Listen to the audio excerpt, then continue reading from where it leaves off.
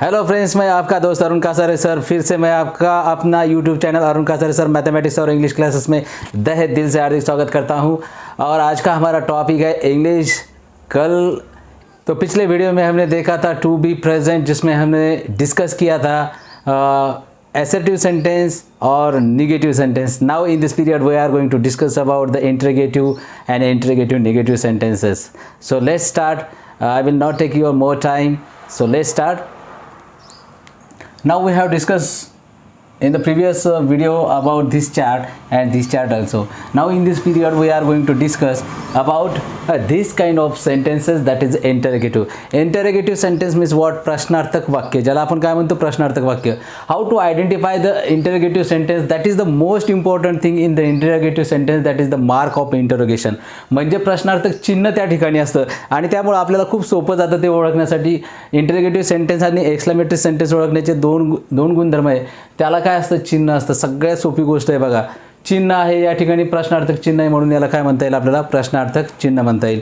We have already discuss about how many types of interrogative sentences. There are two types of interrogative sentence. Now I am also repeating this. One is what? Yes or no type questions, and another is what? WS type questions. We will make separate videos on an interrogative sentence, but now in this period just we are going to discuss about the yes or no type sentences. So let's start. Now here is the first example. या ठिकाणी आपल्याला पहिलं उदाहरण है. यहाँ पर हमें पहला example क्या है? am I, क्योंकि हमें पता है कि I के सामने हम क्या यूज करते हैं? I के सामने हम am यूज करते हैं. am I, मी आहे का? is he, तो आहे का? are you, तू आहेस का? यानी कि मैं हूँ क्या? वह है क्या? वह है क्या? समझ में आ रहा है? आप हो क्या? ऐसे इस तरह से हम क्या कर सकते हैं? उसके सेंटेंसेस बना सकते हैं. ये हो गया हमारा इंटरोगेटिव affirmative. इंटरोगेटिव affirmative हो गया, बराबर है. इंटरोगेटिव affirmative क्यों कहते हैं? क्योंकि यहाँ पर मार्क ऑफ इंटरोगेशन का साइन तो है, लेकिन यहाँ पर क्या नहीं है? नॉट, नेवर, नन जैसे वर्ड्स नहीं है. या ठिकाणी नॉट, नेवर, नन सारखे शब्द आहेत का? नाही. Therefore we can say that interrogative affirmative. Let's see how to do practice. am I, मी आहे का? is he, तो आहे का? is she, ती आहे का? is it, ते आहे का? बरोबर आहे. आता या ठिकाणी आपण ॲमचा बघितला, इजचा बघितला, तर आरचा वापर कसा होईल? आर यू, तू आहे का? आर वी, आम्ही आहोत का? आर दे, ते आहेत का? या पद्धतीनं आपण काय करू शकतो? या सेंटेन्सेसचा वापर करू शकतो आणि खूप छान पद्धतीनं तुम्हाला एकदा सराव झाला ना की फ्लुएन्सी तुमच्यामध्ये आपोआप येणार. आता next step that we are going to discuss in this period about interrogative negative sentence. interrogative negative क्या होता है कि मार्क ऑफ इंटरोगेशन है भाई. यहाँ पर मार्क ऑफ इंटरोगेशन है और दूसरी चीज़ क्या है? दूसरी चीज़ यहाँ पर इंपॉर्टेंट है कि नॉट, नेवर, नन जैसे वर्ड्स यहाँ पर है, इसीलिए हम इसे क्या कहेंगे? इंटरोगेटिव निगेटिव्ह कहेंगे. या वाक्यामध्ये आपल्याला नॉट, नेवर, नन सारखे शब्द आहेत आणि शेवटी काय? मार्क ऑफ इंटरोगेशन आहे, ज्याला आपण प्रश्नार्थक चिन्ह म्हणतो. म्हणून या वाक्यांना काय म्हणायचं आपल्याला? प्रश्नार्थक नकारार्थी वाक्य. बरोबर आहे. तर चला आपण त्यांचा सरावही करूया. आपल्याकडे या ठिकाणी 3 वाक्य या ठिकाणी मी ऑलरेडीच लिहून घेतलेत.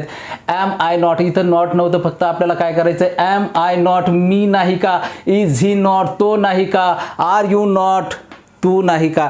या पद्धतीनं अतिशय सोप्या भाषेमध्ये अतिशय सोप्या पद्धतीनं तुम्ही या ठिकाणी हे वाक्य बनवू शकता. आता यांचा सराव आपल्याला घरी कसा करायचा आहे बघा. ह्या चार्टमध्ये मी इकडं नॉट घेतलेलं आहे, शेवटी प्रश्नार्थक चिन्ह घेतलेलं आहे. आपण करणार कसं?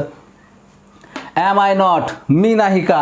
is he not, तो नाही का? is she not, ती नाही का? is it not, ते नाही का? are you not, तू नाही का? are we not, are we not, आम्ही नाही का? are they not, ते नाहीत का? या पद्धतीनं अतिशय सुंदर आणि सोप्या पद्धतीनं तुम्ही काय करू शकता? यांचा सराव करू शकता. whenever you do practice, I always remembering you that whenever you do practice you will definitely get command. Whatever you do in your life, whatever you do in your life, not only English, not only new language, but whatever you do in your life, you will be definitely get perfection.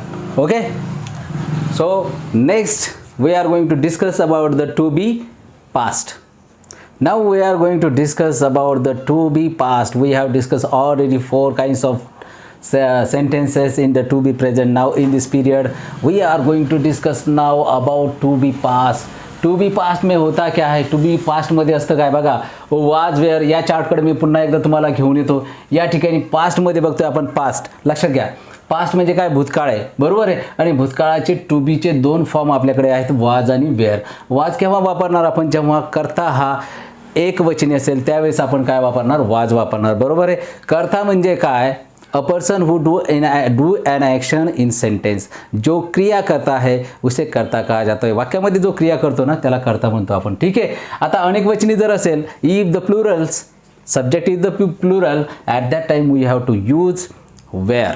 लक्षात आलं, त्यावेळेस आपल्याला काय वापरायचं आहे, wear वापरायचं आहे. चला तर मग मी तुमचा जास्त वेळ घेत नाही आहे. चला आपण आता काही सेंटेन्सेस मी या ठिकाणी लिहिलेत त्याविषयी डिस्कस करूया. चला बघा, या ठिकाणी आता मी वाज आणि वेअर, ठीक आहे, वाज आणि वेअर. आता वाज आणि वेअरचा अर्थ होतो काय, बघा या ठिकाणी तुम्ही सहज पाहू शकता.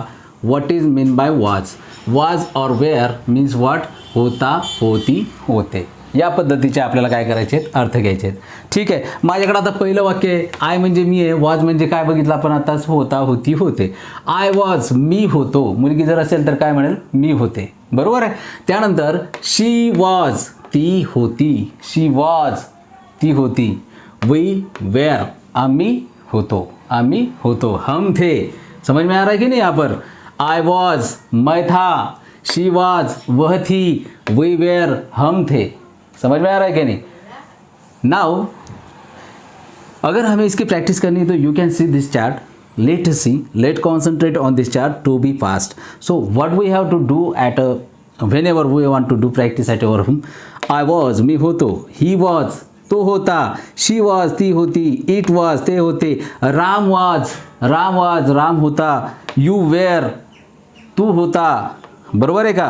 we were आम्ही होतो, they were ते होते. या पद्धतीने तुम्ही सहज वाक्यांची प्रॅक्टिस करू शकता. बघा मी कसं बोलतो फास्टमध्ये. आय वॉज मी होतो, शी वॉज ती होती, ही वॉज ती तो होता, इट वॉज ते होते, वी वेअर आम्ही होतो, यू वेअर ते होते, दे वेअर ते होते, यू वेअर तू होता. या पद्धतीने आपण काय करू शकतो, जेव्हा फास्टमध्ये प्रॅक्टिस करू ना त्यावेळेस हे अतिशय सोपं आहे तुमच्यासाठी. आणि तुम्ही सहज पद्धतीनं सहजरित्या तुम्ही हे वाक्य बनवू शकता. You will definitely speak those sentences fluently, but it is a very important condition that you have to do practice. Let us see about the negative sentence. Now you can see on board was and not. तर आपण अगोदरच बघितलेलं नकारार्थी वाक्य कशाला म्हणायचं, की ज्या वाक्यामध्ये नॉट, नेवर, नन सारखे शब्द असतात त्यांना काय म्हणतो आपण, निगेटिव्ह सेंटेन्स म्हणतो किंवा नकारार्थी वाक्य म्हणतो, आहे ना.